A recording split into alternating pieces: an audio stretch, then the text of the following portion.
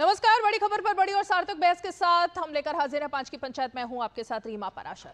बिहार की सियासत आज पूरे उफान पर है। आज ही क्या, कल भी, क्योंकि प्रधानमंत्री नरेंद्र मोदी कल और आज सुबह बिहार में थे, जहां उन्होंने विपक्ष यानी कुल मिलाकर अगर विपक्ष की बात करें तो आरजेडी और कांग्रेस पर जमकर हमला बोला। प्रधानमंत्री मोदी ने एक तरह से सीधी ललकार ही दे दी। राष्ट्रीय जनता दल के राज में गरीबों की जमीनें छीनी गई, ये आरोप लगाया। पिछड़ों को सिर्फ वोट बैंक समझा गया, ये भी आरोप लगाया।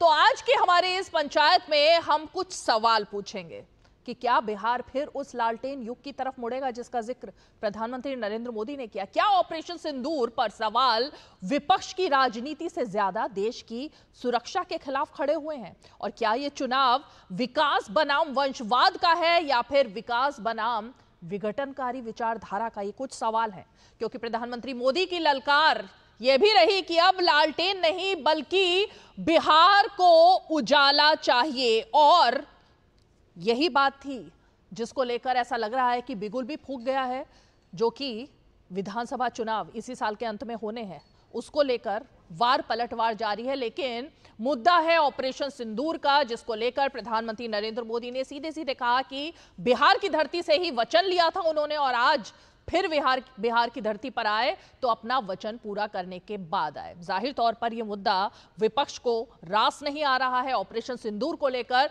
विपक्ष लगातार हमले कर रहा है, और जिस तरह से हमने देखा ना, महिलाओं के माथे पर सिंदूर दिखाई दिया प्रधानमंत्री की रैली में। मुस्लिम महिलाएं अपने हाथों पर सिंदूर लिखकर मेहंदी लगाए हुए पहुंची हुई थी। ये सब तस्वीरें जो हैं वो भी कुछ लोगों को रास नहीं आ रही थी। तो आज जरा ऑपरेशन सिंदूर की सियासत और खासकर बिहार से जो बिगुल फूका है प्रधानमंत्री ने, उसी पर चर्चा करेंगे, सवालों के जवाब लेने की कोशिश करेंगे, खास मेहमान जुड़ेंगे। लेकिन सबसे पहले प्रधानमंत्री के वो खास बयान और उस पर पलटवार सुन लेते हैं।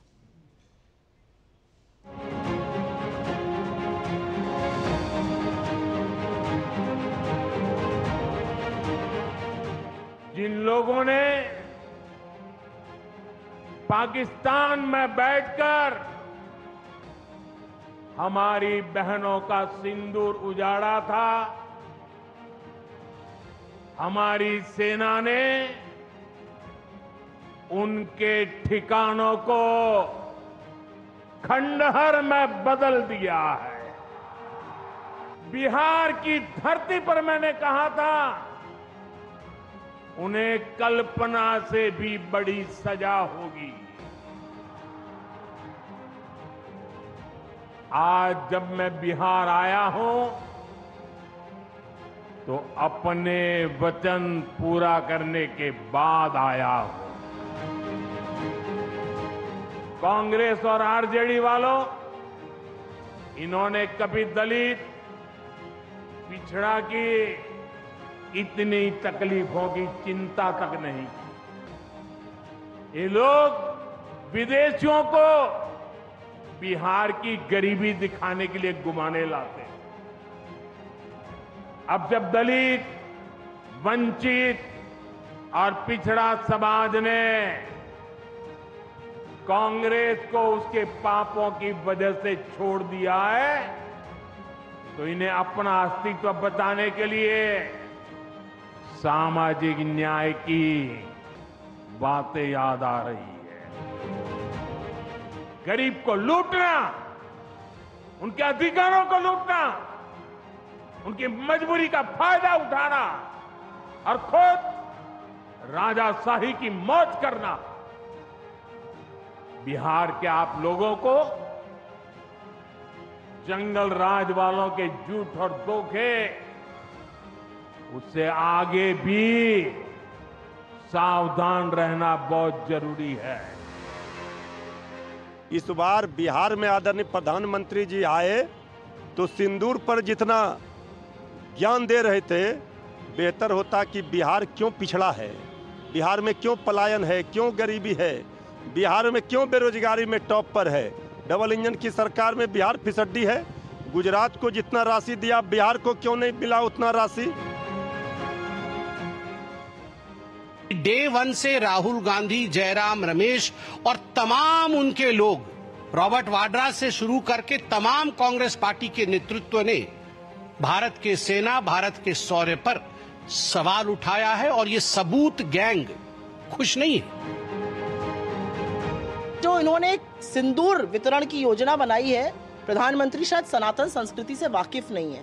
एक सनातनी महिला अपने पति के नाम का सिंदूर लगाती है। हर ऐरे गहरे नत्थु खैरे बीजेपी के लफंगे घर लेके सिंदूर आ जाएंगे तो औरतों का आक्रोश देखने को मिलेगा। ये किस तरह की बातें कर रहे हैं, मैं ये जानना चाहती हूँ। पहले इतना 11 साल में आपने 100-150 यात्राएं कर ली, 10-11 बार अमेरिका हो आए, 18 बार आपने झूला, जिनके साथ झूलने का बड़ा शौक है इनको, कौन है वो चाइनीज प्रीमियर, उनके साथ मिला है। क्या मिला आपको? चाइना पाकिस्तान के साथ खड़ा।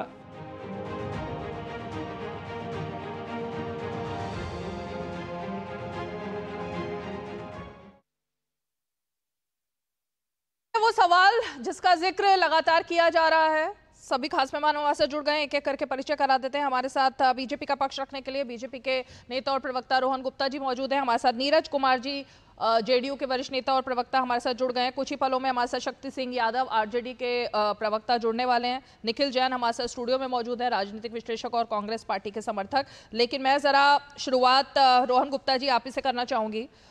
प्रधानमंत्री ने जो ललकार आज दी है, उसके बाद कांग्रेस पार्टी हो या तमाम दल हो, आरजेडी हो, उनका कहना है कि बिहार की राजनीति में ऑपरेशन सिंदूर और राष्ट्रवाद अब आपके लिए यही मुद्दा होगा और इसी को आप लोग आगे मतलब पूरे चुनाव में इसी मुद्दे को लेकर जाएंगे। क्या ये एक राजनीतिक मुद्दा बन चुका है? देखिए रीमा जी, ये राजनीतिक मुद्दा इसलिए बना है क्योंकि जिस प्रकार से विपक्ष ने इस मुद्दे पे राजनीति का प्रयास किया, अगर डे 1 पे ऑल पार्टी मीटिंग में विपक्ष ने कहा कि हम सरकार के साथ में हम कोई राजनीति नहीं करेंगे, उसके दूसरे दिन उनके एक नेता राफेल की नींबू मिर्ची लटकाए हुए पाते जाते हैं। उसके 3 दिन बाद सरकार को सवाल पूछा जाता है आप एक्शन कब लेंगे।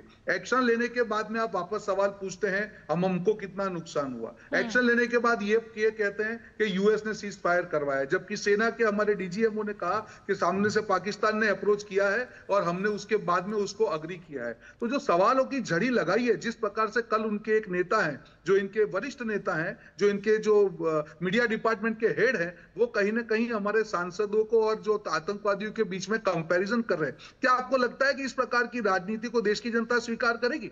जब देश की बात है, ऑपरेशन सिंदूर हम सब मानते हैं कि पूरे देश का ऑपरेशन है। हमारे लिए गौरव की बात है कि हमारी सेना ने जिस प्रकार से एक साहस दिखाया, उनको मुंह तोड़ जवाब दिया, घर में घुस के मारा, उनके ठिकानों पे हमला किया, उनके एयरबेस पे हमला किया, उसके बाद भी आप सबूत मांगते रहते हैं। आपको शर्म नहीं आती है? कहीं ना कहीं आतंकवादी और सांसद को करते हैं, और वो जाने दीजिए किस लिमिट तक ये लोग चले गए। उनके ही सांसद शशि थरूर, जो पार्लियामेंट्री कमिटी है एक्सटर्नल अफेयर्स की, उसके हेड हैं, उसको उसका 4 नाम में आता नहीं है। और देश की जब जिम्मेदारी है, देश की सरकार की जिम्मेदारी है कि बेस्ट ऑफ द बेस्ट देश को रिप्रेजेंट करना चाहिए। शशि थरूर को जब से वहां पे रखा है, आप देखिए उनको सवाल पूछने लगे। अब वो देशद्रोही हो गए, उनके कहीं ना कहीं प्रॉक्सी लीडर हो जो उनके दरबारी है, उसके माध्यम से शशि थरूर पे अटैक करते हैं। तो अगर इस प्रकार की राजनीति होगी रीमा जी, तो देश की जनता तो सवाल उठाएगी। तो मुझे नहीं लगता है कि इसको राजनीतिक मुद्दा भाजपा ने बनाया है। ये विपक्ष ने अपनी मानसिकता, संकुचित मानसिकता के कारण इस पर राजनीति करने का जो प्रयास किया, मुझे लगता है कि देश की जनता का उसका रिएक्शन होगा कि इस मुद्दे पे बात आइए। जब देश की बात है, मिलकर बात करिए एंड वॉक द टॉक। अगर कहा है कि राजनीति नहीं करेंगे सरकार और सैनिक के साथ में, तो रह के दिखाइए, हर मुद्दे पर राजनीति मत करिए। निखिल जैन जवाब दीजिए पहले इस बात का, जल्दी से, फिर शक्ति जी भी जुड़ रहे हैं, फिर नीरज जी का रुख करेंगे। रीमा जी, सबसे पहले तो रोहन जी ने यह कहा कि कांग्रेस ने कहा कि ट्रंप ने सीज फायर कराई। मैंने बता दूं, कांग्रेस ने कभी ये नहीं कहा कि ट्रंप ने सीज फायर कराई। मोदी जी के बेस्ट फ्रेंड डोनाल्ड ट्रंप दुनिया को ये कहते फिर रहे हैं कि मैंने सीज फायर कराया। भारत सरकार ऐलान कर पाती, पाकिस्तान सरकार ऐलान कर पाती, उससे पहले डोनाल्ड ट्रंप ने ट्विटर पे डाल दिया कि देखो मैंने सीज फायर करा दी। कांग्रेस का सवाल यह है कि डोनाल्ड ट्रंप शब्द का तो इस्तेमाल अभी तक हुआ ही नहीं है। निखिल जैन, किसने कहा सीज फायर हुआ? रीमा जी, आपने रोहन जी को नहीं रोका। अरे भाई, आप गलत बोलोगे तो टोकना पड़ेगा ना। उनकी गलत बयानी पे तो आपने नहीं रोका। कहाँ हुआ है? आपने उनकी गलत बयानी पे तो नहीं रोका। एक सेकंड तो आप बोलने तो दीजिए रीमा जी। आपने उनकी गलत बयानी पे तो नहीं रोका। सीज फायर शब्द ट्रंप ने इस्तेमाल करा, भारत सरकार ने सीधे से बताया कि नहीं, सीज फायर नहीं हुआ है, अभी सिर्फ स्कर्मिशेस पे विराम है ऑपरेशन सिंदूर जारी है, इस पे मेरा कोई द्वेष नहीं है, लेकिन कांग्रेस पार्टी और विपक्ष का मुखर सवाल यह है कि डोनाल्ड ट्रंप कौन होते हैं इंडिया पाकिस्तान में सीज फायर कराने वाले? डोनाल्ड ट्रंप की ये कहां से हिम्मत बन रही है कि वो दुनिया को ये बताते फिरे, गुणगान गाते फिरे कि मैंने कहा कि भारत कुछ नहीं कर पाएगा, पाकिस्तान कुछ नहीं कर पाएगा, ट्रेड नहीं करूंगा, ये नहीं करूंगा, वो नहीं करूंगा। तो बैठो तुम, जैसे हम कोई छोटे बच्चे हो। भारत देश दुनिया का सबसे ज्यादा आबादी वाला देश है, चौथी सबसे बड़ी अर्थव्यवस्था है, दुनिया की दूसरी सबसे बड़ी फौज है। कोई बाहरी देश आके हमारे ऊपर ऐसे हुक्म नहीं चला सकता। लेकिन जब डोनाल्ड ट्रंप दुनिया को ये बताते फिर रहे हैं तो प्रधानमंत्री क्या कर रहे हैं? चुप्पी साध रही है। अब बोलेंगे डीजीएमओ ने कह दिया, फॉरेन अफेयर मिनिस्टर ने कह दिया, प्रधानमंत्री की चुप्पी क्यों नहीं टूट रही? दूसरी बात, एक सेकंड नहीं, उन्होंने 2 मुद्दे उठाए, मैं दोनों पे एक एक करके बात करेंगे ना, 3 मुद्दे उठाए, एक एक करके। अभी आपने इतनी बड़ी बात ट्रंप को आप बीच में लेकर आए निखिल जैन, पहली बात। उसके बाद सेना की तरफ से भी जवाब आ चुका है, विदेश मंत्री की तरफ से जवाब आ चुका है, लेकिन उनकी आप अनदेखी कर रहे हैं। चुप्पी क्यों है रीमा जी? जो प्रधानमंत्री हर चीज पे ट्वीट करते हैं, बिहार से लेकर प्रधानमंत्री बोल ही रहे हैं, प्रधानमंत्री तो बोलते ही रहते हैं रीमा जी, प्रधानमंत्री बोलते ही रहते हैं, लेकिन उनकी चुप्पी से आपको दिक्कत है, उनके बोलने से भी दिक्कत है। चलिए 3 मुद्दे उन्होंने उठाए थे, मैं तीनों का जवाब देना चाहता हूं। रोहन जी जवाब सुन लेते हैं। नहीं, हाँ, दूसरा ये कह रहे हैं कि हम सबूत मांग रहे हैं, कांग्रेस विपक्ष सबूत मांग रही है। कोई सबूत नहीं मांग रहा, हमारी सेना ने पूरी दुनिया के आगे सबूत रखा है कि किस तरीके से पाकिस्तान में चलने वाले टेरर कैंप्स को नेस्तो नाबूद करा गया। लेकिन हमारे विदेश मंत्री क्या कह रहे हैं? हमने तो ऑपरेशन के स्टार्ट पे उन्हें बता दिया। अरे भैया, सेना ऑपरेशन करने जा रही है, आपने स्टार्ट में बता दिया। कांग्रेस का सवाल ये है कि सीज फायर या ये जो विराम हुआ है ये क्यों है, इस पे बताइए।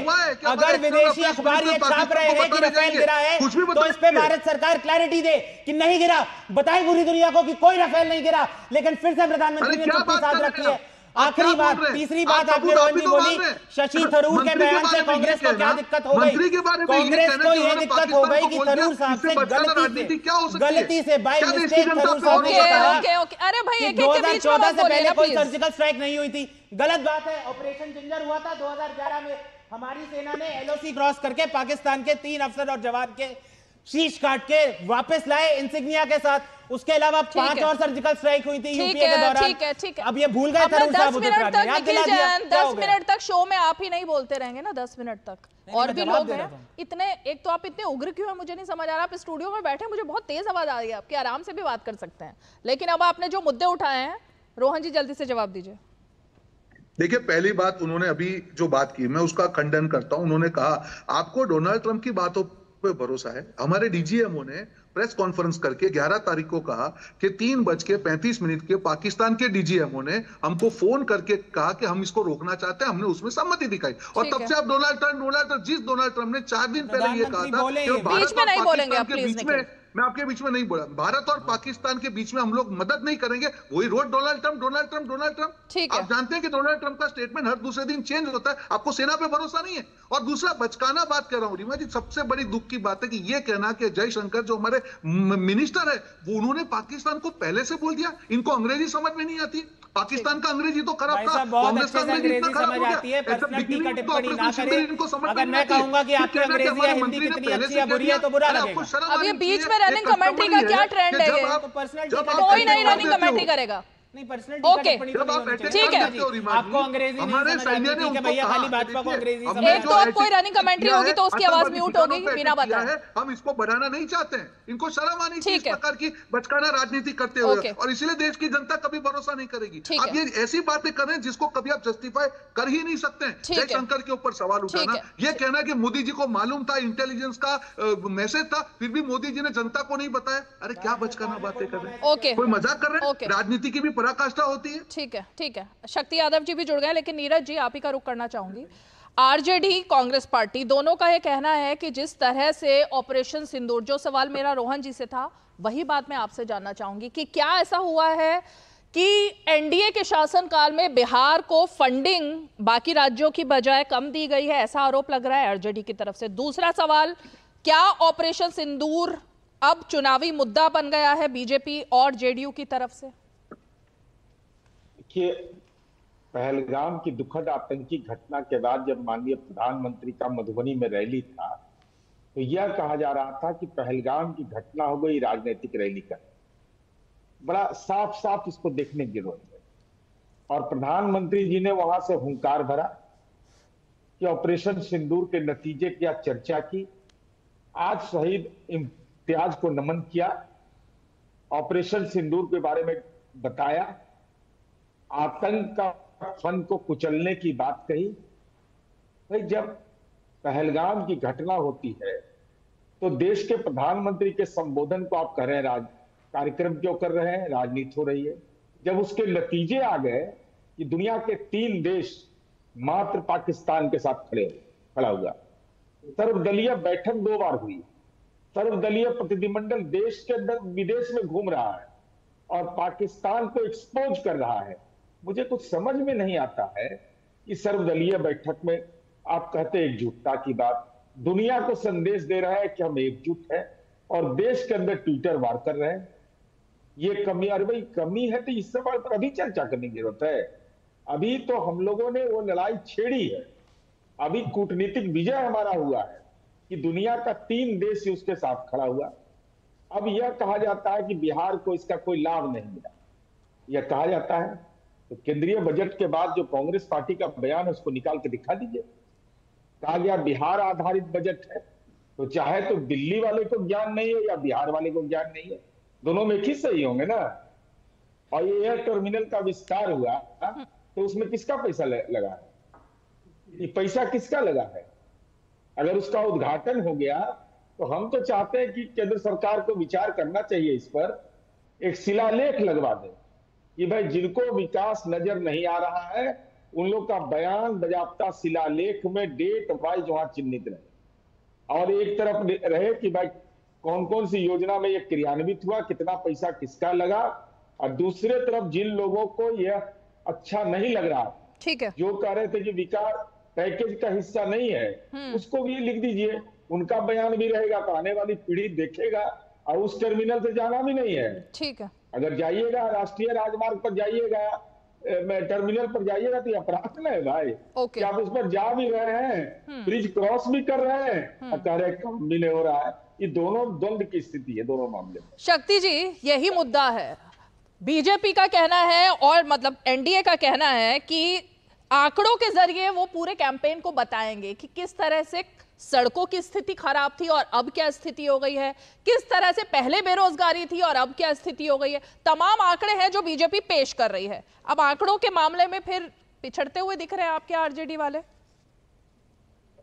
ये नैरेटिव आपने कहां से रीमा जी ने सेट कर दिया कि पीछे पड़ गए? अरे मैं तो सवाल पूछ रही हूँ, अभी नैरेटिव कहां सेट हुआ है? नहीं तब सुन तो लीजिए, वही बात तो मैं कर रहा हूं। सवाल आया है तो जवाब जाए। बिहार में जो अब सियासत के सवाल पर जिन सवालों को आप रखा है, डिबेट का अंश रखा है, 3 बातें मैं लेट से जुड़ा लेकिन 2 अंश मैंने सुना। सबसे बड़ा सवाल आपने कहा कि चले गए पहलगांव की घटना पर भी चले गए, प्रधानमंत्री के भाषण पर चले गए, लोगों की आपत्ति पे चले गए। 3 देश पाकिस्तान के साथ खड़ा था, भारत के साथ कोई नहीं खड़ा था, यह भी सामने खुल करके आ गया। अब जरा ये बताइए कि पहलगांव की घटना जो कैराना घटना थी, देश मर्माहत था, देश आहत था, देश की भावना थी। कठोर कार्रवाई के लिए लगातार विपक्ष ने कहा कि आप बढ़िए, पूरा देश आपके साथ है। आपने कार्रवाई की, लोगों ने शौर्य का, पराक्रम का सेना का और सेना पर गर्व किया। और लेकिन सेना का अपमान किसने किया? सोफिया के बारे में आतंकी का वहन किसने किया? वो कौन आदमी, वो कौन शख्स है जो सेना को प्रधानमंत्री के कदमों में लाके खड़ा कर देना चाहता है? वो कौन शख्स है, किस पार्टी से वास्ता रखता है, किस पद को सुशोभित करता है? सवाल यह भी बनता है। हम सेना के शौर्य के पराक्रम के साथ कल भी थे, आज भी हैं। देश सर्वोपरि है, देश से अलग कुछ नहीं है। देश है तो पॉलिटिकल पार्टियां भी है, राजनीति भी है। सवाल नंबर 3, इधर एक प्रचलन मैंने देखा, सिंदूर बांट। पता नहीं हिंदी बेल्टों में आपके इलाके में क्या है, हम इस पर बहुत ज्यादा बहस नहीं करेंगे, लेकिन हमारे यहाँ सिंदूर का मतलब होता है अपने पति के नाम का सिंदूर लगाया जाता है। हो सकता है किसी दल में कई पतियों का सिंदूर लगाने की प्रथा होगी, मैं नहीं जानता, लेकिन हमारे यहाँ संस्कृति और सभ्यता इसी बात का प्रतीक है कि पत्नियां सिर्फ अपने पति के नाम का सिंदूर लगाती है, वो सुहागन कहलाती है। और वो सुहाग उसका 7 जन्मों की कस्मों के साथ बंधा होता है। सिंदूर की राजनीति नागवार गुजरता है उन अबलाओं को, उन महिलाओं को जिसने 7 बंधन में बंधा है अपने पति के साथ। अब आए सीधे तौर पर बिहार के विकास के मॉडल पर मैं आपको ले चलता हूं। जो लोग सवाल खड़ा कर रहे हैं उन्हीं के पास में ले चलता हूं। 1 लाख किलोमीटर से अधिक बिहार में ग्रामीण सड़कें रघुवंश बाबू, जिस समय that time road development minister was honourable late Raghuvansh Prasad Singh, UPA government बंद में थी। बिहार का प्रत्येक जिला बैकवर्ड डिस्ट्रिक्ट घोषित किया गया। मैं उसके थोड़ा सा अलग हटकर के ले जाता हूं, जहां पर केंद्रीय मंत्रिमंडल में 1 दर्जन मंत्री भारत सरकार में बिहार से नाता रखते थे। वेंकैया नायडू देश के ग्रामीण विकास मंत्री थे। 200 डिस्ट्रिक्ट बैकवर्ड डिस्ट्रिक्ट चयन हुआ था, बिहार झारखंड उस मानचित्रों पे नहीं थे। जरा पूछिए कि आखिर इसके लिए जिम्मेदार टीआर बालू सरफेस ट्रांसपोर्ट मिनिस्टर के हैसियत से यूपीए फर्स्ट गवर्नमेंट में जब बिहार के सचिवालय में आते हैं और 1363 किलोमीटर तब्दील करते हैं, उसके पहले हम लोगों को मजबूरन सड़कों पर ये भारत सरकार की सड़कें लिखना पड़ता था। पैसे नहीं मिलते थे, निकाल लीजिए रिकॉर्ड। और उस समय की अखबार, जब माननीय मुख्यमंत्री नीतीश कुमार जी बिहार का शासन की बागडोर संभाले, तो अखबार का हेडलाइन मेरे पास रखा हुआ दिखा देता हूं कि झोला लेके गए और बोरा लेकर के आए। ये था बिहार के प्रति विकास का प्रेम, जो लोग उस समय केंद्रीय मंत्रिमंडल के हिस्से थे। सवाल वो नहीं है। 103 अगर आरओबी का निर्माण करने में राज्य सरकार और भारत की रेलवे मंत्रालय मिलकर करके, बहुत कम लोग जानते होंगे कि जहां जीआरपी के पैसे होते थे मिलता नहीं था। लालू प्रसाद जी रेल बकाया था, रेल मंत्री के रूप में थे, वो पैसे को जोड़ कर करके आरओबी के निर्माण में अपनी महती भूमिका की। और इसी संवाद भवन में मेरे ख्याल से ये जो आपने आरोप लगाया, इसका सही जवाब और सही हकीकत तो, क्योंकि जेडीयू पार्टी उस वक्त भी थी आपके साथ और अभी भी जेडीयू है, तो हाँ, तो नीरज जी बता पाएंगे। नीरज जी, ऐसा था क्या कि जब जो सवाल आपने मेरे समक्ष बिंदुवार तरीके से सर, आपने दोनों का जवाब दे दिया, आगे बढ़ते हैं। रीमा प्रासर जी, जिन सवालों को बिंदुवार तरीके से हमारे साथी ने रखा है, उसका बिंदुवार जवाब तथ्यात्मक होनी चाहिए। ऐसे तो डिबेट पॉलिटिकली अगर नहीं, आपने तथ्यों पर ही जवाब दिया। मैं उसी तथ्य पर ही आ रही हूँ कि नीरज जी, क्या ऐसा था कि जब आरजेडी के साथ नीतीश जी थे तब केंद्र सरकार फंड नहीं देती थी, और अब बीजेपी के साथ आप लोग आ गए हैं तो फंड मिला? वही तो सवाल है। अरे सर, आप ही का सवाल है ये। देखिए, अच्छा, एक मिनट रुकिए नीरज जी, एक सेकंड नीरज जी, एक सेकंड। हाँ, बोलिए। अर्धसत्य है। हाँ, क्या अर्धसत्य इसलिए है, 2004 के बाद इकोनॉमिक बूम दुनिया में, उसका लाभ देश के हर राज्यों को मिला। कई ऐसे राज्य नहीं, देश के अंदर में बिहार ही नहीं, कई राज्य जिनको अलग से कर्ज लेने की कोई अधिकार उनको नहीं था जब तक भारत की सरकार नहीं था। आज हमको जायका से ही मिल रहा है, एशियन डेवलपमेंट बैंक से ही मिल रहा है, ब्रिक्स से ही मिल रहा है, अवार्ड से ही मिल रहा है। ये अलग एंगल है, फिर ये भेदभाव वाला एंगल नहीं है। फिर जो आपने पहले बात कही वो भेदभाव वाला आरोप था ना, ये तो अलग बात हो गई। जानकारी प्राप्त कर लीजिए। हाँ, ठीक है, किसने बोला? ओके, तो ये दोनों चीजें हो गई। नीरज जी, इसका जवाब दीजिए, और रोहन जी फिर ऑपरेशन सिंदूर को लेकर जो बात की गई है उसका जवाब देंगे। पहले नीरज जी। 24 नवंबर 2005 को एनडीए की सरकार बनी और दस्तावेज इस बात के गवाह हैं कि नेशनल हाईवे की सड़क के लिए मरम्मत के लिए केंद्र सरकार ने पैसा नहीं दिया।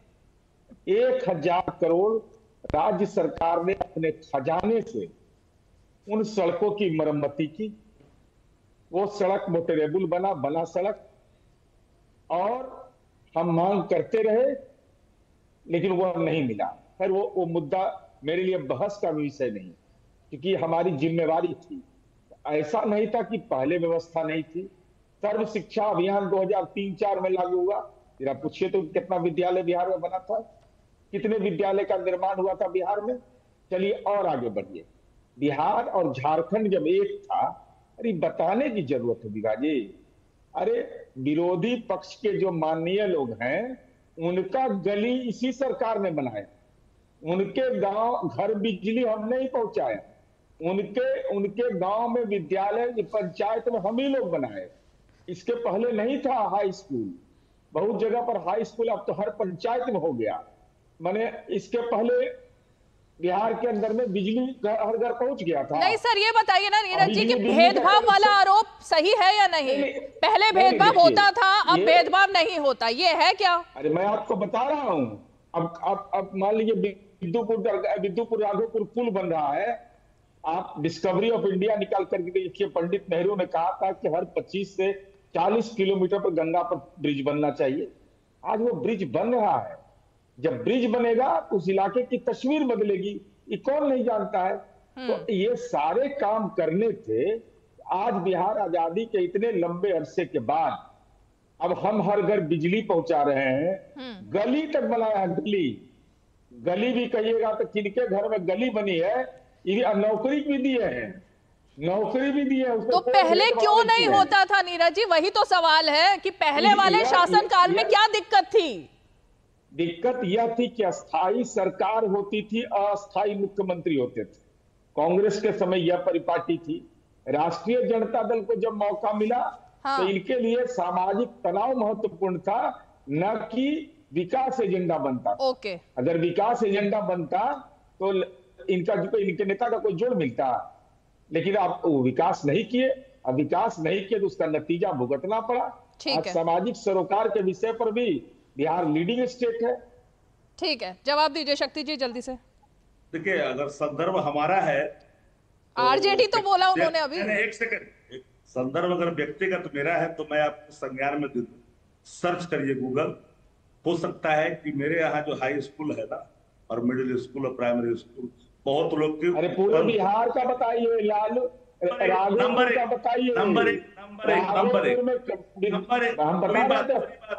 आरजेडी के एमएलए का जितना पंचायत में बना लिए थे स्कूल। बहुत मैं गंभीरता से कोई बात करता हूँ, मैं कोई इंटरप्रेट नहीं करता हूँ, मैं किसी इंटरप्ट भी नहीं करता, मेरी आदत तो नहीं है। सबसे बड़ी बात ये ठीक है, हम लोगों के समय में भी बड़े बड़े पुल का निर्माण हुआ। ये सच था, सीमित संसाधन था। कोई सवाल अगर ये पूछे कि आजाद हिंदुस्तान में जब आजादी हुई थी तो 38 से 40 करोड़ का बजट था। आज कोई कहे कि 50 लाख करोड़ का बजट हो गया देश का, यह भी कर सकता है। लेकिन सवाल वो वहां नहीं, सवाल यहां उठता है कि हमने पहले ही कहा कि राज्यों को कर्ज लेने का अधिकार कितना प्रदत्त था 2004 के पहले। सवाल नंबर 1। सवाल नंबर 2, सर्व शिक्षा अभियान में यूपीए गवर्नमेंट ने 90% राशि सरकार को दी, आज नहीं है। उस समय सर्व शिक्षा अभियान के लिए, माध्यमिक शिक्षा अभियान के लिए पैसे दी जिससे विद्यालय बने, और हम लोग के समय में जिसकी नींव रखी गई, सरकारें गई, उसका लाभ आपने लिया। इस बात को मैं मानता हूं। नंबर 2, नंबर 3 पर आता। नंबर 3 पर यह आ रहा कि बिहार के अंदर में इलेक्ट्रिफिकेशन के नाम पर जब ये कह रहे हैं कि बिजली दिया, तो हमारी मदर कंपनियां, चाहे वो मुजफ्फरपुर हो चाहे वो बरौनी हो, हमने नहीं, आपने उसे बेच दिया। आपकी सरकार ने, माने आपका आशय, आपकी सरकार ने उसे बेच दिया। हमने मदर कंपनियों को कभी बेचा नहीं, ये हमारी प्रॉपर्टी नहीं रही।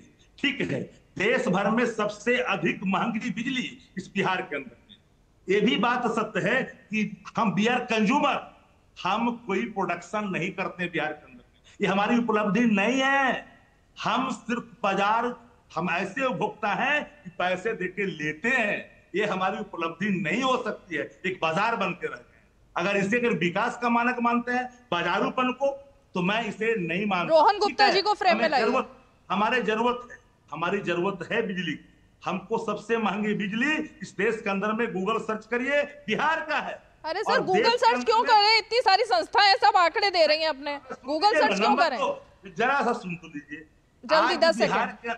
बिहार के अंदर में जो स्मार्ट मीटर लगा है ना, देश भर में सबसे अधिक बिहार में लगा है। वो अभी आंकड़ा है। इस पर बिजली पर माया 15 के रैली में प्रधानमंत्री ने क्या कहा था, जब हर घर बिजली का जो संकल्प लिया गया था महागठबंधन की सरकार में, तो बिजली मिली। ये किसने कहा? देश के प्रधानमंत्री जी ने। आज उसका श्रेय ले रहे हैं और वो हाजीपुर बोले। जानकारी होनी चाहिए मुजफ्फरपुर में क्या कहा, मैं नहीं जानता। हम उन सवालों को लेकर के बहुत बात नहीं कहना चाहते। यह भी सत्य है कि सर्वांगीण विकास के लक्ष्यों को निर्धारण में यूपीए गवर्नमेंट ने जो एक रोड मैप बनाया, इकोनॉमिक बूम होने के बाद देश भर में उसका ठीक सबको लाभ है, मिला। जवाब लेते हैं नीरज जी। रुकिए, मैं जरा रोहन जी का रुख करूंगी क्योंकि केंद्र सरकार पर आरोप है ना ये तो। और रोहन जी, शुरुआत में जो सवाल खड़ा किया, ऑपरेशन सिंदूर जो घर घर लेकर जाया जा रहा है, उसको लेकर मुद्दा बना रही है विपक्ष कि भाई ये तो पति जो होते हैं वो लेकर जाते हैं, बीजेपी के नेता लेकर जाएंगे, तो इससे क्या राजनीति सिद्ध होगी? शुरुआत इसी से करिए। देखिए, वापस रीमा जी, हर चीज में इनकी जो मानसिकता है, इनकी मानसिकता पे मुझे लगता है कई बार सवाल उठते हैं, क्या ये लोग समझना चाहते नहीं है? ये सही में नहीं समझ रहे। उनके नेता के बयान, जहां पे सांसद, अब उनके ही सांसद उनको आतंकवादी लगने लग गए, उनसे आप अपेक्षा क्या रखेंगे? ऑपरेशन सिंदूर हमारे देश की महिलाओं की, बहनों की ताकत दिखाता है। ऑपरेशन सिंदूर ये दिखाता है कि कैसे हमारे सिंदूर ने जो कायर पाकिस्तान है उसको परास्त किया। ऑपरेशन सिंदूर दिखाता है कि क्या हमारी सैन्य की हिम्मत है, घर में घुस के मारने की हमारी हिम्मत है। ऑपरेशन सिंदूर ने ये दिखाया है कि अगर कोई हम पे वार करता है तो हम उसको रोक भी सकते हैं। ऑपरेशन सिंदूर ने यह भी दिखाया है कि हमारी डिफेंस की स्ट्रेंथ क्या हो गई है। ऑपरेशन सिंदूर ने यह कहा है कि भारत कूटनीतिक दृष्टि से भी अब कितना मजबूत हो चुका है। ऑपरेशन सिंदूर यह दिखा रहा है कि आने वाले दिनों में जिस प्रकार से डिप्लोमेटिक तरीके से पाकिस्तान को ऊपर जो भारत ने वार किया है, वो आने वाले दिनों में जारी रहेगा। ऑपरेशन सिंदूर यह दिखा रहा है कि सिंदूर के जल विवाद के नाम पे जो सालों से राजनीति हो रही थी, भाजपा ने उसको, सरकार ने रोक दिया और कह दिया कि हम पानी नहीं देंगे, खून और पानी साथ में नहीं बह सकता है। ऑपरेशन सिंदूर आज यह कह रहा है कि अगर पाकिस्तान ने सपने में भी सोचा कि भारत के ऊपर वार करे तो मुंह तोड़ जवाब उसको मिलेगा। और आप उसी ऑपरेशन सिंदूर पे सवाल उठा रहे रीमा जी। मुझे नहीं लगता है कि अच्छी राजनीति करनी चाहिए। सवाल पूछ रहे हैं, ये बोलते हैं कि कितने टूटे। अरे आप पाकिस्तान से बात कर रही है ना, वहां के मीडिया पे तो आप लोग चालू है। और एक सवाल पूछिए, पाकिस्तान मलबा दिखा देगा राफेल का, फिर उसको गिन लीजिएगा। आपको लगता है जो कायर देश, उसके सैन्य के जो हेड है, उसको गलत तस्वीर, फेक तस्वीर भी उनके पास, असली तस्वीर भी नहीं है, वो एक तस्वीर नहीं है, वो उनके पास मलबा होता तो अभी तक चुप बैठे। एक सबूत दिखाइए जो पाकिस्तान दे पाया हो। और यहां पे बैठ के हमारी विपक्षी पार्टी उन्हीं के एजेंडा पे खेल रही है। क्या ये शर्मनाक बात नहीं है? आप सवाल पूछते जा रहे हैं सवाल। आपको सेना पे भरोसा नहीं है, आपको सबूत पे भरोसा नहीं है। इस बार सेना ने सबूत दिए तो गोल पोस्ट बदल दिया। ये अच्छी राजनीति है रीमा जी। कोई भी पार्टी हो, ऐसे मुद्दे पर राजनीति करके आपका बचा खुचा वोट भी आप डाउन कर रहे हैं। आपको समझना पड़ेगा, हर चीज में सवाल पूछना जरूरी नहीं है। जब पूरा देश एक मुद्दे के साथ में खड़ा है, आप एक सकारात्मक विपक्षी तरीका अपनी भूमिका निभाते। शशि थरूर जैसे लोगों को आप नॉमिनेट करके तो आपकी किरकिरी नहीं होती। ये शपथ तो देखिए सबने ली थी, शक्ति यादव जी और निखिल जैन। ये शपथ सबने ली थी कि सेना के साथ खड़े रहेंगे, इस मुद्दे पर कम से कम राजनीति नहीं करेंगे। संसद में भी शपथ ली और बाहर भी ली। लेकिन फिर ऐसी क्या मजबूरी आम पड़ी कि जैसे ही मुद्दा आगे बढ़ा, उसके बाद से राजनीति चरम पर है। ऑपरेशन सिंदूर को इतना बड़ा मसला बना दिया है कि पाकिस्तान में भी नहीं होगा। अच्छा, ऑपरेशन सिंदूर पर सवाल किसने खड़ा किया? हाँ, ऑपरेशन सिंदूर सवाल खड़ा करने का सवाल कहां है? जब हम जज्बे को, आतंक के पनाहगाह को नेस्त नाबूद करने के लिए हम सैल्यूट कर रहे हैं, तो मुखालफत का स्वर कहां दिखाई पड़े? सवाल यहां है ना। हम आज भी सेना के साथ हैं, कल भी सेना के साथ है। कल भी सरकार को कहा कड़ा कार्रवाई करने के लिए, आज भी कहा। तीसरे पक्षों का हस्तक्षेप, व्यवसाय का हवाला, और किसने दम भरा, मैंने सीजफायर कराया, सवाल वहां जाके हुआ। आज भी देश की सेना पर, ऑपरेशन पर कोई सवाल नहीं। राष्ट्र सर्वोपरि है, यहां कहां कोई कंप्रोमाइज कर सकता है? सवाल ही पैदा नहीं दिखता है। भले ही आप हमारे देश की सेना को आप आतंकी का बहन कह, ये आपको फ्रीडम है, आप कुछ भी कहें, आप तो सेना, आपको स्वतंत्रता, आप राष्ट्रवादी। सबूत कौन मांग रहा है सर? सबूत कौन मांग रहा है? सबूत किसने मांगे? कितने रफेल गिराए गए, कहां रफेल गिराए गए, ये सबूत कौन मांग रहा है? मैं इन पचड़ों में हमारी पार्टी कभी नहीं पड़ी, और हमारी पार्टी का स्टैंड शुरू से ही साफ है कि आतंकवाद के पनाह के अड्डे जहां भी है, 2 दिन ही क्यों, अगर 2 दिन और छूट दे दी गई होती, कालांतर के कालखंडों के इतिहास हमारे सेना के इतने सुनहरे हैं कि बांग्लादेश को भी अलग करके दिखाया है। रावलपिंडी से लेकर के लाहौर तक 2-3 दिनों में समाप्त कर दिया जाता। हमारे सेना के पास इतना शौर्य और पराक्रम है। हमने कहा सेना के शौर्य पर, पराक्रम पर जो सवाल खड़ा करता है, मैं कदापि उसे स्वीकार नहीं करता। ठीक है, अच्छी बात है। खड़े होते हैं, हाँ। सवाल तब खड़े होते हैं जब ऑपरेशन सिंदूर को आप सिंदूर के नाम पर राजनीतिकरण करते हैं। ठीक है, आप उसको, आप प्रधानमंत्री जी आए पटना, बहुत अच्छी बात, प्रधानमंत्री को आना चाहिए भाई, देश के प्रधानमंत्री। बगल में नालंदा था, राउत का था, पिछड़ा का बेटा था, पांडे गंगोत्री में चंद्रवंशी का बेटा था। जरा चल जाते, विवाह में गए थे, यहाँ भी चल जाते। कौन सी आफत आ जाती? देश में इतना बड़ा लॉ लश्कर था, सारा प्रोटेक्शन था, 3000 तो खाली पटना में फोर्स गिराए गए थे। ठीक है, सुरक्षा का मानक है, ये भी चाहिए। ठीक है, पॉइंट ये है, ठीक है, पॉइंट ये है, मुझे ब्रेक लेना, लेकिन निखिल जैन पॉइंट ये है, बीजेपी की भी दलील है और ये देश को सबको पता है कि जो भी कोई सिंदूर का मतलब जानता है, सिंदूर का मतलब एक पति से भी है और सिंदूर का मतलब वो भी है जो हनुमान जी को भी चढ़ाया जाता है, उस तिलक को भी माथे पर लगाते हैं। जब भी मंदिर जाते हैं तो उस सिंदूर को भी, उसको भी सिंदूर ही बोला जाता है, उसका रंग भी सिंदूर का होता है, हर तरह का की बात होती है।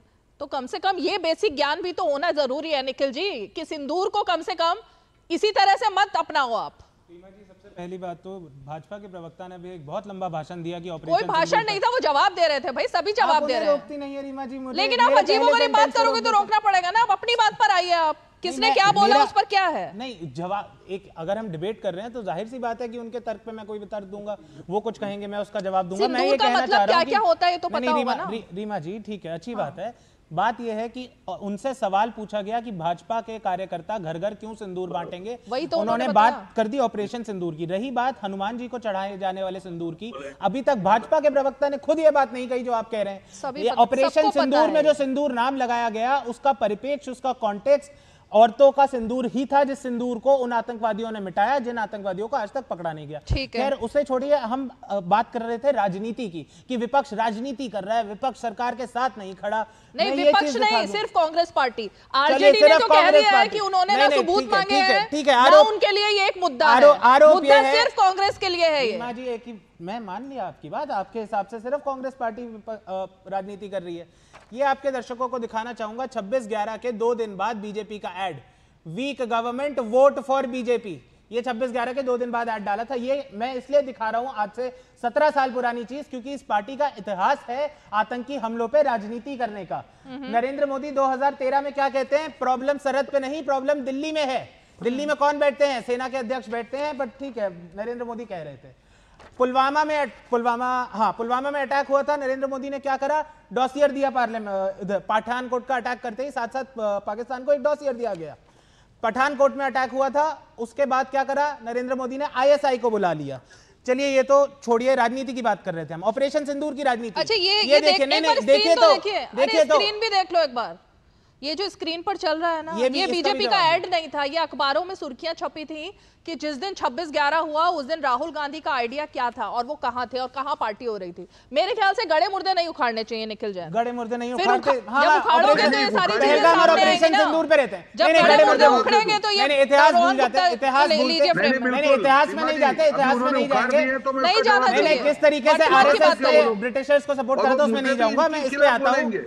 ये पहलगाम के अटैक के अगले दिन बीजेपी छत्तीसगढ़ के हैंडल ने ये घिबली कार्टून बनाया लेफ्टिनेंट विनय नारवाल का, जाति नहीं धर्म पूछा था। बाद में खैर 8 दिन बाद खुद का सेंसस ले आए। उसके बाद आप कह रहे हैं राजनीति नहीं हुई। विजय शाह मध्य प्रदेश के भाजपा के मंत्री कहते हैं कर्नल सोफिया कुरैशी तो आतंकवादी की बहन है। किसी एक और इनके मंत्री ने कह दिया सेना को तो मोदी जी के कदमों में होना चाहिए। अब आप कहते हैं कि अटैक की ये नहीं कर रहे राजनीति, ये क्या कर रहे हैं? प्रधानमंत्री सेना की यूनिफॉर्म पहन के, सेना की यूनिफॉर्म पहन के घूम रहे हैं। ठीक है, रेल टिकट पे ऑपरेशन सिंदूर पे अपनी फोटो लगा। Okay, quick reaction Rohan Gupta. देखिए रीमा जी, अभी इन्होंने 5-7 कागज दिखाए, मैं कागज दिखाना चाहूंगा, पूरा ट्रक यहाँ पे दिखाना पड़ेगा जहां पे उनकी सरकार थी। आज राजनीति की बात कर रहे हैं, इच्छा शक्ति नहीं थी, इच्छा शक्ति नहीं थी। 13 आतंकवादी हमले हुए देश में, मुंह में से दही नहीं उनके जम गया था, एक बार पाकिस्तान के खिलाफ नहीं बोले। उनके प्रधानमंत्री गए वहां पे, कहते हैं हम तो यहाँ पे जो पीड़ित हैं उनको जो ट्रीटमेंट मिले उसके लिए आए हैं। कभी पाकिस्तान के ऊपर हमारी सेना के जो उस टाइम पे अध्यक्ष थे उन्होंने कहा कि इच्छा शक्ति का अभाव था, हम चाह रहे थे कि वहां पे जाके अटैक करें, पर सरकार ने बोले नहीं, आंकलन किया कि हमारा नुकसान ज्यादा होगा। अरे पाकिस्तान की आदत आपकी नीतियों के कारण ही पड़ गई थी कि भारत को छेड़ देंगे, भारत कुछ करेगा नहीं। आज वो पाकिस्तान को ये समझ में आ गई ये वो वाला भारत नहीं है, अगर छेड़ेगा तो हम छोड़ेंगे नहीं। ये फर्क है आप में और हम में। राजनीति की बात कर रहे हैं, कौन सी राजनीति की बात कर रहे हैं? आपका पूरा इतिहास भूगोल देख के देख लीजिए, कसाब को पकड़ने के बाद भी आप लोग कुछ नहीं कर पाए, 15 साल तक राजनीति करते रहे, कभी कुछ नहीं किया आपने। सेना अध्यक्ष ने कहा, सबने कहा आपकी इच्छा शक्ति में अभाव था। यहाँ पे वो सरकार है जिसने सेना को फुल फ्लेज पावर दिया और हमारी सेना ने करके दिखाया। तो हमारी सेना की सक्षमता का उपयोग आपकी सरकारों ने नहीं किया और इसीलिए आज ऐसी हालत हो गई है कि पूरा देश आपको देख रहा है, पाकिस्तान का मीडिया आपके ऊपर देख रहा है, आपके सवाल उनके माध्यम से आप पूछ रहे हैं। ये तो आपकी हालत होती है, आपके साथी भी आपके साथ नहीं है। ओके, बड़ी कंफ्यूजन है, बड़ी कंफ्यूजन है, बात कर रहे हैं आप लोग। ओके, बड़ी कंफ्यूजन है निखिल जैन, क्योंकि कांग्रेस पार्टी के नेता राहुल गांधी कहते हैं हमने 3 सर्जिकल स्ट्राइक की, कांग्रेस का हैंडल कहता है 6 सर्जिकल स्ट्राइक की अपने टाइम में, यूपीए के टाइम में। अब सच्चाई क्या है, राहुल गांधी क्या कह रहे हैं, यूपीए क्या कह रही है, ये नहीं पता। ब्रेक लेते हैं, ब्रेक के बाद शक्ति जी और नीरज जी का रुख करेंगे।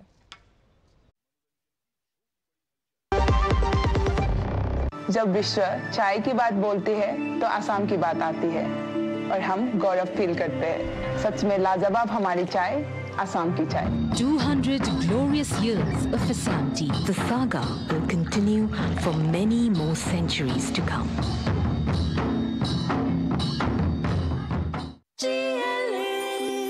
जो लक्ष्य चुना था समझ आने लगा है। GLA यूनिवर्सिटी, उच्च लक्ष्य की निश्चित प्राप्ति।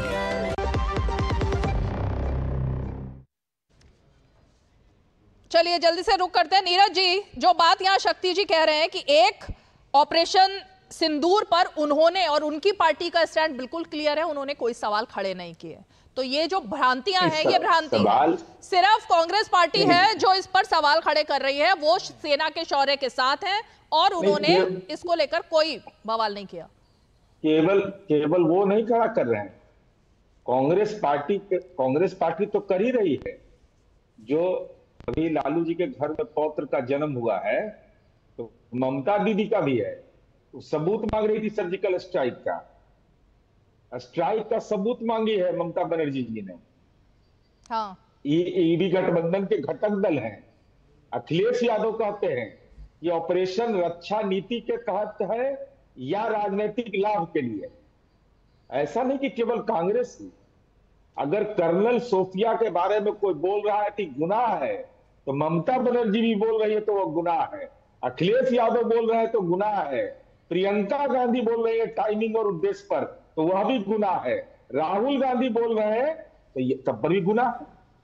भाई आप सर्वदलीय सहमति छोड़िए ना, बात अलग है। सर्वदलीय सहमति हमने बनाई।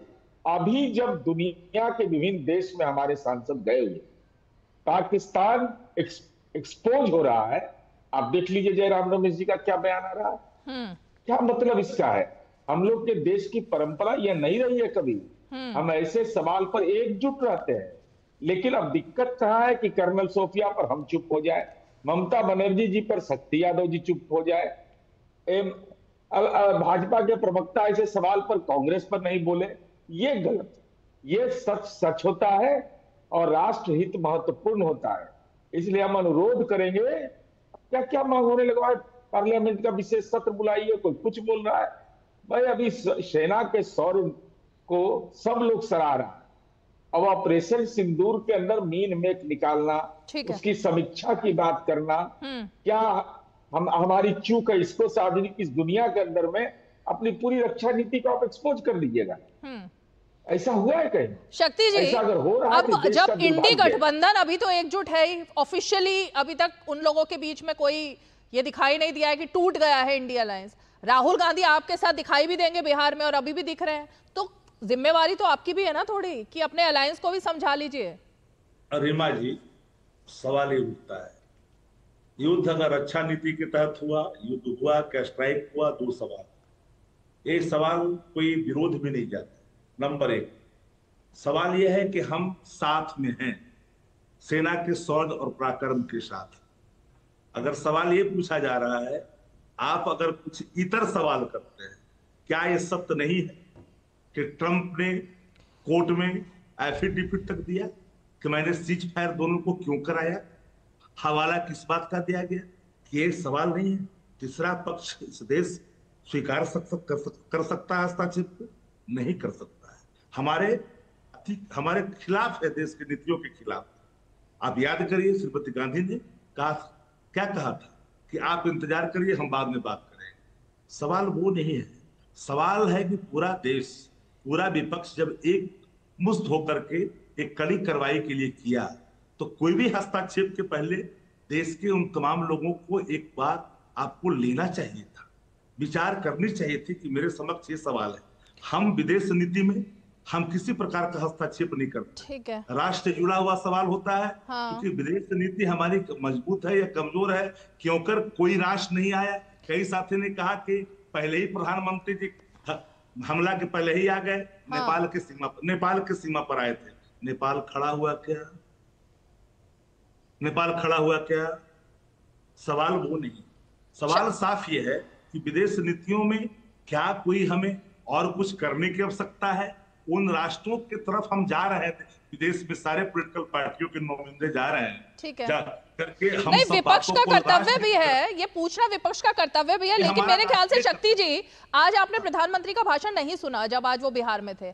आज उन्होंने सीधे तौर पर कहा और वन लाइनर, एक शब्द में और एक लाइन में उन्होंने खत्म कर दिया ये कहकर कि पाकिस्तान खुद आया हमारे सामने युद्ध रोकने के लिए। अब प्रधानमंत्री की बात पर तो विश्वास करना पड़ेगा ना, या वो भी नहीं विश्वास करेंगे?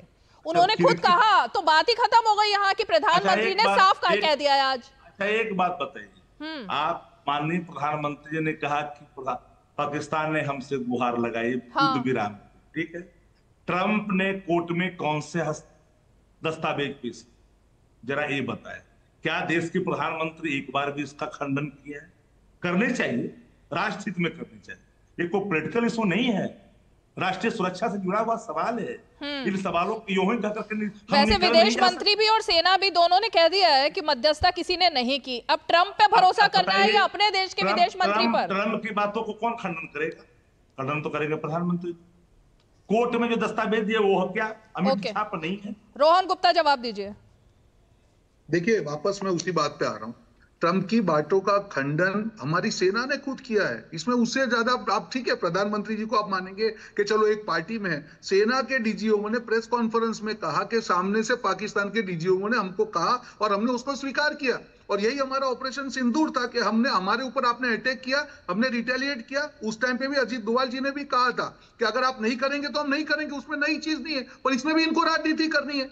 ट्रंप का 4 दिन पहले का बयान था कि हम इस मुद्दे में नहीं पड़ेंगे, उसी ट्रंप के बयान को कोट कर करके आप लोग अपनी राजनीति चलाएंगे।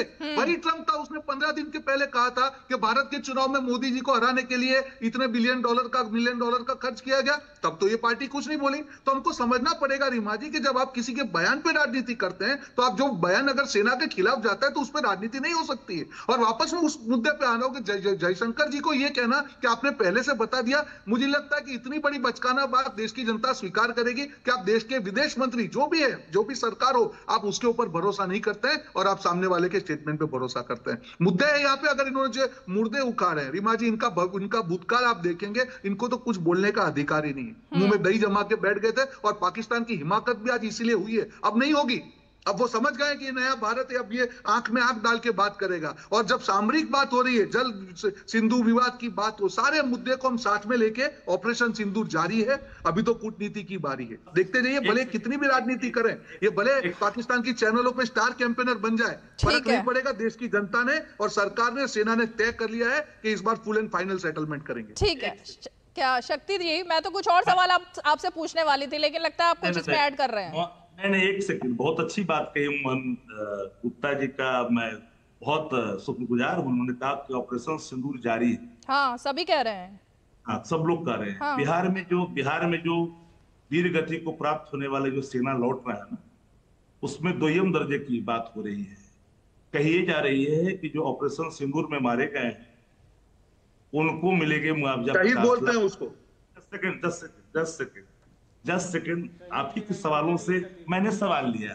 अगर मैं अलग से लेता तो इंटरप्ट करते तो अच्छा लगता, लेकिन हम तो अलग से लिया ही नहीं, क्योंकि जो सवाल आपने रखा है देखा तो वहीं उसे ले लूं।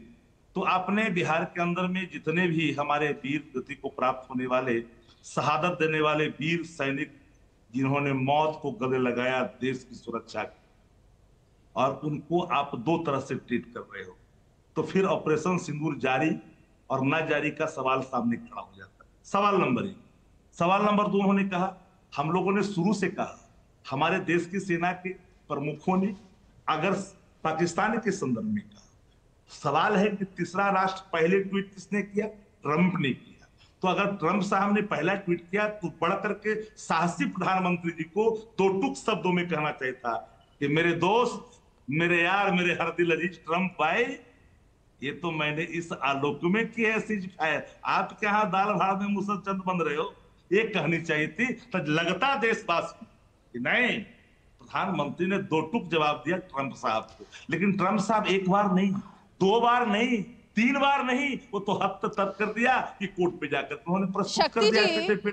कुछ चीजें कूटनीति की होती हैं, पर्दे के पीछे होती हैं, उनके बारे में सबको कैसे पता लगेगा कि क्या कहा गया, क्या नहीं कहा गया? यही तो नहीं समझ पा रहे। कुछ बातें तो कूटनीति और विदेश नीति पर भी छोड़नी चाहिए ना सर। समझ में नहीं आ रही है, सैन्य नीति समझ में नहीं आ रही है, हर चीज में देश के नागरिक यही तय करेंगे तो सरकार किसके लिए, और यही करेंगे तो सेना किसके लिए? आपको सब कुछ आता ही है तो इतने साल क्या किया आपने? झुंझुना बजाया, कुछ नहीं किया। ओके ओके ओके, अरे भाई, तो कूटनीति है ये, झुनझुना बजा रहे हैं, डर से तो क्या करें?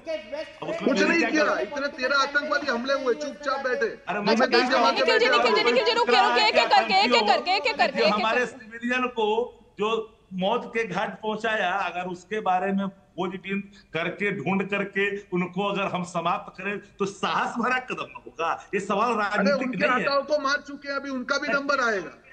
उनके 9 आका मर चुके हैं, अब उनका भी नंबर आने वाला है। लेकिन मेन कल्प्रीट है जो अच्छा, सामने है, ओके निर्दोष पर अगर उसकी अब जरा एक मिनट जरा वर्सेस में रखिएगा शक्ति सिंह जी को और नीरज जी को। प्रधानमंत्री ने जो एक बात कही उसी से आज जरा शो में अंतिम हम बात करेंगे। शक्ति जी, किसने लूटा बिहार? बिहार को किसने लूटा?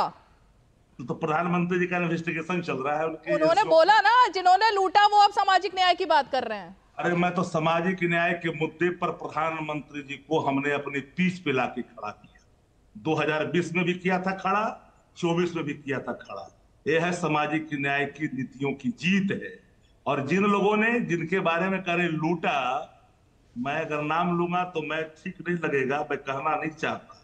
कई ऐसे इन्वेस्टिगेशन ऑलरेडी ऑनगोइंग है, कई तारनी है, कई तारनहार है। ऐसा नहीं कि एक नहीं अनेक है जो रडार पर है। मैं नाम लूंगा तो कई लोग हो जाएंगे, इसलिए मैं अभी इस बातों का खुलासा करने के पक्ष में नहीं हूं। लेकिन मैं इतना जरूर कहूंगा कि इन्वेस्टिगेशन ऑलरेडी ऑनगोइंग, और प्रधानमंत्री भारतीय जनता पार्टी किस रूप में किसे डिमोलिश करेंगे, 1 महीना मैं आपके चैनल पर आज कर देता हूं। 1 मंथ इंतजार करिए, ओनली 1 मंथ, ज्यादा नहीं। उसके बाद आपको पता चलेगा कौन है कौन नहीं है। बताइए नीरज जी, किसने लूटा बिहार को? अरे भाई, किसने लूटा? मंगरू राय, इनके बड़े भाई लालू जी के, तो उन्हीं को लूट लिए ही, थोड़ी ना दूसरा को। मंगरू राय जी इनके बड़े भाई थे, उन्हीं से जमीन लिखवा लिए। और अब तो आज इनको नई खबर है, जरा ट्वीट पर देख लीजिए, फेसबुक पर। अब तो सामाजिक न्याय का असली रूप है। अब अगला पीढ़ी के लिए भी तैयार रहिए। मीसा भारती जी, माननीय सांसद, ने सोशल मीडिया पर जारी किया वीडियो, तेजस्वी जी के बेटे का वीडियो, साथ में लगाया गाना, इराज को बताया भविष्य का सीएम। जय हो लोहिया की, समाजवाद की, सामाजिक न्याय का। अब बताइए, अब यही है, क्या है? में विश्वास नहीं रखते, लेकिन अगर निजी हमला सामने देख लीजिए, व्यक्तिगत भाव का प्रकटीकरण, आशीर्वाद दीजिए, लेकिन नेता मान लीजिए। कैमरे के सामने कीजिए, दिखाई नहीं दे रहा आपका फोन। करेंगे तो मैं याद दिला दूं, कई घरानों के फूलों रौंदे गए हैं इसी बिहार के अंदर, सत्ता प्रतिष्ठान। मैं वहां तक जाना नहीं चाहता। बिलो द बेल्ट अगर टिप्पणियां करूंगे तो बेतार हो जाएंगे, बेपर्द हो जाएंगे। मैं एक राजनीतिक स्वच्छता का ख्याल करता। मैं मानता हूं कि जिनके घरों में हो सकता है अनुकूल नाम, हम उन पर कोई भी टिप्पणी नहीं कर सकते हैं, नहीं चल सकते हैं, मैं उन पर भी टिप्पणी नहीं कर सकता हूं। लेकिन निजी हमले से मैं डरता और बचता हूं। किसी के घर में नंदियाल आए हैं, उनके अपने भविष्य हैं। सीएम बनाने का घोषणा कर दीजिएगा, अपने भविष्य है सीएम बनाने का। लेकिन अगर कोई गरीब कार्यकर्ता को जमीनों में मिला, बेचारा तीसरा पीढ़ी लिए तैयार रहे। ये वंशवाद की राजनीति को पोषित करता है ना, एक बार साझा संघर्ष की बदौलत है ये चिंतन और क्या तरीका है? व्यक्तिगत नहीं है, राजनीति नहीं होनी चाहिए। किसने फेसबुक पर डाला, क्यों डाला? आप आशीर्वाद का वचन दीजिए। नहीं, शक्ति जी उनका पॉइंट है, उनका पॉइंट शायद परिवारवाद को लेकर है। नीरज जी का पॉइंट शायद परिवारवाद को लेकर है कि एक परिवार से ही ये भविष्य दिखाई दे गया, शायद ये कहना चाह रहे हो। क्या आपके बच्चे आपके भविष्य नहीं होंगे? आप आशीर्वाद दीजिए बुआ ये जनता ना, आपके बच्चे आपके भविष्य नहीं है। ये तो इतनी बचकानी, ये बच्चे जिससे उनको पढ़ना लिखना है, जो भी जन्म लिया है, बाप के पुत्र भविष्य ही होते हैं। ये शब्दों के ज्ञान होने चाहिए। अभी नामकरण हुआ है, अभी विद्यालय में नाम भी नहीं लिखाया है। इतना डर है, देख लीजिए लोग को। बच्चे को उत्पन्न होने से इनकी 7 पीढ़ियां का पैमाना देखिए। अरे नीरज जी देख लिया, हटाइए उसको, देख लिया नीरज जी, देख लिया। नहीं होते हैं अब इसके बाद क्या बच गया बताइए? आपको बचा हुआ है? मैंने लालू जी को देखिए, तेजस्वी जी को देखिए, मैंने उदय नारायण चौधरी नहीं है, उदय नारायण चौधरी का नहीं सामने छेड़ा गया, अपने छेड़ा जब नहीं आते हैं जिनका बेटा मुख्यमंत्री हो। तो पॉइंट ये है शक्ति जी, नीरज जी पॉइंट ये है बीजेपी का मुद्दा परिवारवाद है। और ओके, अब गमला भी नहीं है कि गढ़ दे हम जाकर के कहीं अलग। मीसा भाव भी पोस्ट करिए, बताइए। अब भाई यही बताओ, पोस्ट करती भाई पर अपना, तो बात समझ में आता। चिट्ठी टूस्ट को ट्वीट कर देती लालू जी वाला कि तेज प्रताप यादव मीसा भारती जी सांसद के साथ हुआ है। इतना बड़ा गुनाह करने के नीरज जी पॉइंट ये, नीरज जी उनका ये कहना है कि नवजात शिशु अभी घर आया है, सब उसको आशीर्वाद दे रहे हैं, तो इस तरह से वीडियो बनाकर डाली गई, उसमें पॉइंट क्या है? आशीर्वाद तो नामकरण का हो, नाम का होगा ना, का पैमान हो रही है। उनको आशीर्वाद मिलेगा, स्वस्थ रहने का ना। 7 पीढ़ियां क्यों का पैमान हो रही है कि मुख्यमंत्री बना दीजिए, बताइए। Final comment Rohan Gupta.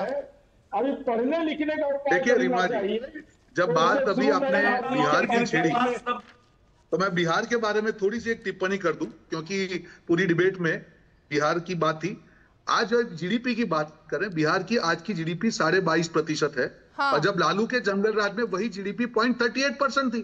पैसा कहाँ जाता था? चारे में जाता था, घर पे जाता था, घपलों में जाता था। तो यही तो फर्क बिहार देख रहा है। बजट जो है 2.5 गुना बढ़ चुका है, 10 लाख करोड़ से ऊपर बजट है। विकास 22.5% है। जो खड्डा ये लोग खोद के गए थे जंगल राज का और करप्शन का, उसको धीरे धीरे बढ़ रहा है। इसीलिए आज बिहार में देखिए पूरी तरीके से एनडीए की फेवर में वातावरण है।